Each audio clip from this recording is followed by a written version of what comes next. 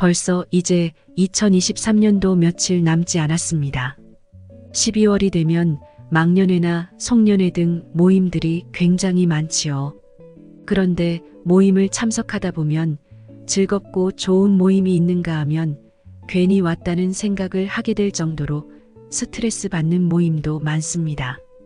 그래서 오늘은 퇴직하고 나이 먹어가면서 절대로 참석하면 안 되는 모임 몇 가지에 대해 이야기해 보도록 하겠습니다. 대다수의 분들이 적게는 한두 개에서 많게는 대여섯 개의 모임을 가지고 계실 겁니다. 모임마다 분위기도 많이 틀리고 모임 구성원들은 천차만별인데요. 그러면 그 모임들 중 과연 어떤 모임을 피해야 할까요? 첫 번째는 회원들 간의 시기나 질투가 많은 모임입니다. 많은 분들이 그런 모임이 어딨냐 하실 수도 있는데 잘 생각해 보시면 이런 경우가 은근히 많습니다. 특히 중고등학교 동창 모임이나 좀 오래된 모임에 그런 경우가 많이 생깁니다. 어릴 때는 경제 사정도 다 고만고만하고 그저 함께 모여서 어울리는 게 좋기만 합니다. 하지만 나이 들면서 사회적으로 성공을 하거나 자녀를 잘 키웠거나 사업을 해서 큰 돈을 벌게 된 사람 등 각자 사정이 많이 달라집니다. 그러면 서로 간에 그동안 고생했다. 축하한다. 고생 많이 했으니 이제는 편하게 살겠다. 등등 좋은 말들만 해주면 좋겠지만 그러지 못하고 배아파하는 사람들도 많습니다. 건물을 샀다고 하면 그거 다 빚을 거라며 뒷담화를 하고 사회적으로 성공해서 유명해진 사람이 있으면 지가 언제부터 저렇게 잘났다고 어릴 때는 별것도 아니었는데 이러면서 상대를 낮추고 흠잡기에만 혈안이 되어 있습니다. 한 가지 예로 여러분도 잘 아시는 유명인인 이연복 셰프가 한 프로그램에서 이야기한 적이 있습니다. 이연복 셰프가 30년 정도 만나온 오래된 친구 모임이 있었습니다. 그런데 유명해지고 난 뒤에 참석한 모임에서 이 차는 누가 낼 거냐는 말이 나왔습니다. 그래서 이연복 셰프는 분위기상 자기가 내겠다고 말했는데 갑자기 옆에 있던 사람이 멱살을 잡으며 왜 네가 내냐며 시비를 걸었습니다. 그러면서 둘이 밖에 나가서 주먹 다짐을 하게 되었는데요.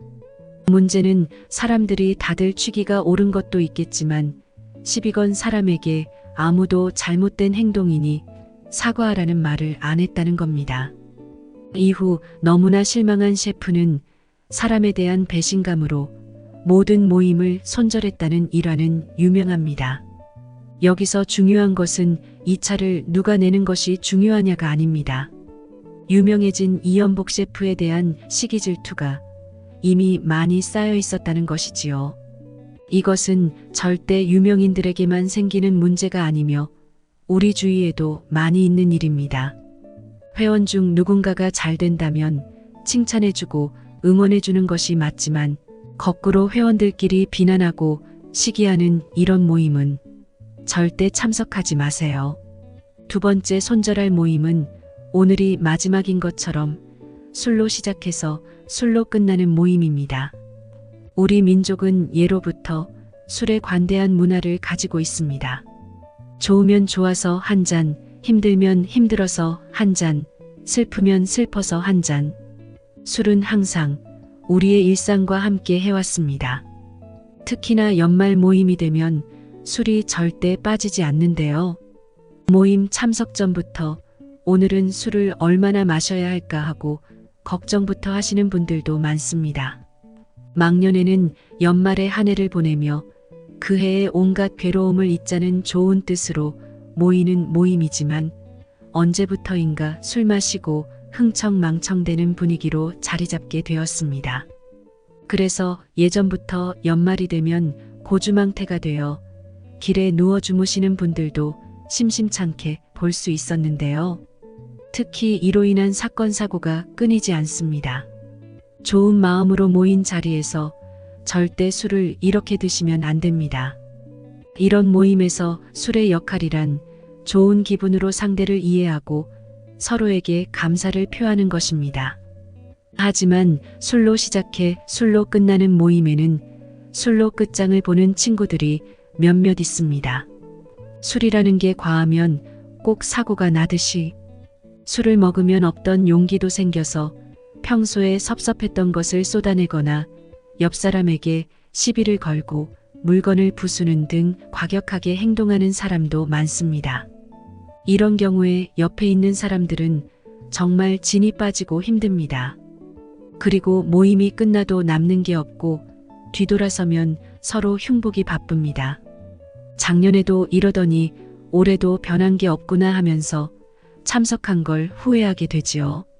이렇게 후회만 하는 모임이 있다면 아쉬워하지 말고 딱 잘라서 끊어내야 합니다. 이제는 어떤 모임이든 음주로 인해 비틀거리는 모임이 아니라 구성원들 간의 의미 있는 시간을 나누는 모임 문화로 바꿔나가야 합니다. 이런 문화를 정착시켜 나가야만 우리 자녀들에게도 좋은 본보기가 될 수 있습니다.